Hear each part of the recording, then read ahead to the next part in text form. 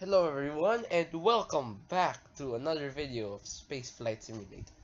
Today we are revisiting the space station with our, you might remember this rocket as the single space station launch rocket, but there we go, full throttle, and we have liftoff.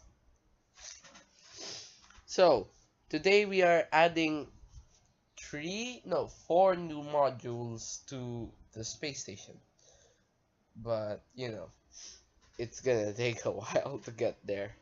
This video actually took me like 27 minutes to record. Not not the best of hosts, but the docking procedure that I did was one of the best docking procedures that I have ever done in this game. It's like only like my fifth or something, so there's not that much to compare to. But I have figured out a way to fix the audio without internal recording, but I might do that for the next video because I messed that up on this one. So, that's why you could see the media volume thing going down. I thought that I was recording audio. Alright, so, as you know, my gravity turns consist of pointing 45 degrees as soon as you reach 4,000 meters, and then as soon as you have your thing higher than Kármán line, depending on how high you want it, then stop and just head up there and then begin turning 90 degrees uh and burn prograde, yeah, prograde to to reach low earth orbit. But here you could see that I turned off the center engine. That's to save fuel. Because I figured out that this entire first stage burns exactly the same, despite the boosters having smaller fuel tanks and less engines. So they still end up losing the same amount of fuel at the same time. Also, did you notice that the launch tower that I made, it took me a few minutes, uh is actually the size of this rocket. It took me like 4 parts to make the entire thing. Alright, here we go. We turned on the middle engine. I had a little bit of problems turning on the engine there a little bit, but it's okay. We're about to lose fuel in about 4 seconds. Alright, 3, 2, 1, and separate. Boom. That was a beautiful separation there. Although the right booster did kind of tilt a bit. So we are continuing to coast up to our, just continue to burn until our apoapsis is higher than the Kármán line. Then, I turn on the engine there and release. And just turn off the engine. Alright, so we're gonna coast a bit. We're gonna start turning 90 degrees, and since we're over the Kármán line, we can start opening the fairings. There you can see our payload consists of what I like to call an airlock, power generator, an extra module, and I think a 4 connector or something. Alright, so we are now gonna continue to burn prograde until our periapsis is higher than the Kármán line. And you could see that the engines is now a little bit. This was a long burn because of how heavy the payload was and how just gigantic this rocket was. If you didn't know, this rocket is two separate parts that I've docked using cheats to make an even bigger rocket. Alright, so we continue to burn here, and we are approaching the thing. And just before the stage ran out, we are ditching and continuing the burn to raise our periapsis just until we get the notification that we have reached low Earth orbit. And our periapsis is just higher than the Kármán line. Right now we are setting up the course for the moon because As you know, the core thing is in the moon. Also, I'm saving here because I tried doing this separately. Like, I tried recording this and it failed miserably because I ended up breaking the core stage, like the docking ports of it. Alright, so let's just point our rocket to the maneuver. Then we are gonna begin the burn. This was a very long burn, again because of how heavy the payload is and how big the rocket is. But it was a very long burn. Alright, you could see I've this is a time lapse already. It's like 4 times. It still took a while. It's like a full minute even time lapse. Alright, also I have this, I figured out that there's this tiny fuselage, not fuselage, fuel tank that doesn't get drained at all if I ditch the thing. Alright, and we are gonna just ditch the next stage, and we are approaching the moon, and we have an encounter. Alright, we are just adjusting our periapsis to the moon so that we could, you know, ready ourselves to the thing. Alright, now we are quick saving for trans-lunar injection orbit, and we are just gonna be pointing retrograde so that since we're in the moon's SOI, we could capture ourselves into the moon's orbit. Alright, here we are just coasting up to our periapsis, and we are now about to begin our capture burn. But first, of course, we need to quick save. SS just basically stands for space station because this is the rocket that I use for the single launch space station, although I didn't send it very far. Right, now we are beginning our capture burn. So far everything's going well, and we are now setting the target. That's just a satellite that I set up. But here's the core stage, so now we need to set that as target and begin our rendezvous thing. Right, so we are going to begin to burn retrograde until our periapsis is the height of the orbit of the target. And then point retrograde again. Just continue to point retrograde. Just quick save, just to be sure. Spell that correctly. Wait, I don't know.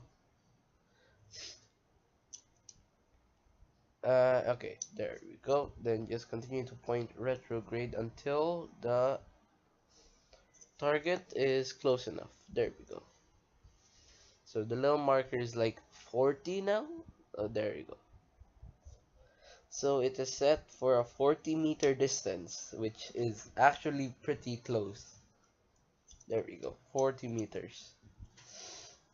There were a lot of close calls when I was trying to dock, because you know docking in this game is kinda hard. But hey, it worked out. Alright, so we are beginning to dock. We are just very close to our target. And here I was like, okay, if this doesn't work, I'll probably end up not making the video. Alright, so we could now, we should be able to see the core module just coming to the screen. And there it is, the tiny white spot there. We just need to point retrograde. There it is. Just need to continue to point retrograde until our speed matches the target speed, aka wiping the, what is it, I forgot what it's called, I'm sorry. Out there, removing relative velocity. Alright, so now this is just like a time lapse of me just, you know, getting closer. That was a very close call. It's like you could see me doing a lot of spins. This thing is very hard to turn around. That was another close call. I was so scared. Alright, then I realized why the core stage has RCS. Why don't I use the core stage to the core module to dock it? Alright, so I'm beginning to point, and this is the best part. Like, I don't know how I managed to do this. This is one of the most legit things I did. Look at how slow it came in. It's like that's what you see whenever something docks into the space station. Very slowly coming in. The approach there was a little bit fast, but I used RCS to speed up the core module instead of slowing down the thing that's docking with it. And we have docked with the core module using our what I like to call an airlock, because it's like an adapter to a crew module, because there are no tiny parts here. So now we are moving this is like a connector module. It's like it has 4 ports. They could attach more modules on, and we are just going to be docking this to the thing. Boom. Alright. Now we can move towards docking our power thing.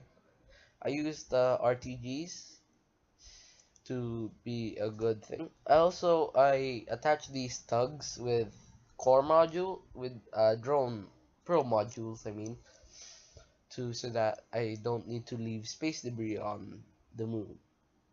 It could just crash them towards the moon, which is what I took heavy inspiration from Matt Lown and a lot of Kerbal Space Program players to just, fix stuff, not leave too much trash into orbit. Alright, so we could begin removing our main power module and begin docking it with the space station. See, that has impact now. And okay, so after quick saving, we could remove this piece of structural parts. I was scared there because it launched straight towards the power module, and that would have been bad if it just straight up destroyed it. Alright, so now we switch to the tug. I had a little bit of problem here switching to the tug, but because there's so many things flying around, but I eventually did it, and here we go. Alright, so now we just need to send this to the other side of the space station.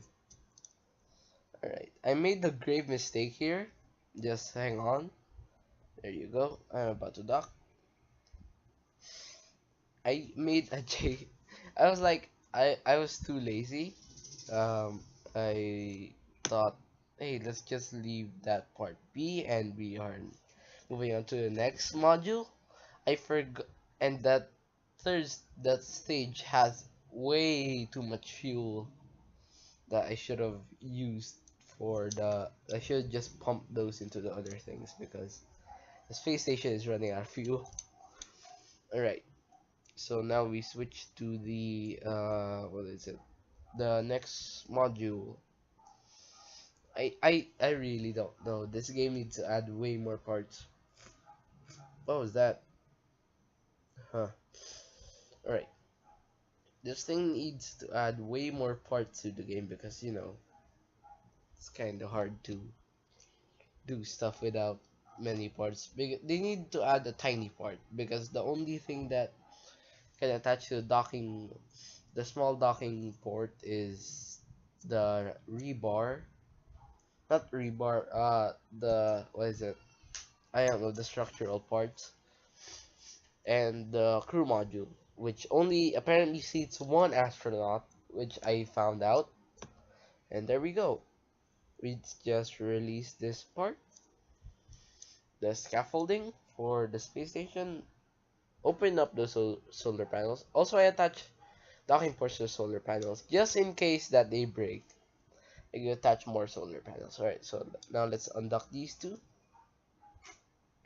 and let's just time lapse until they get farther away. But don't worry, I did crash those two into the moon, so I didn't leave any space for you. Anyways, thank you for watching.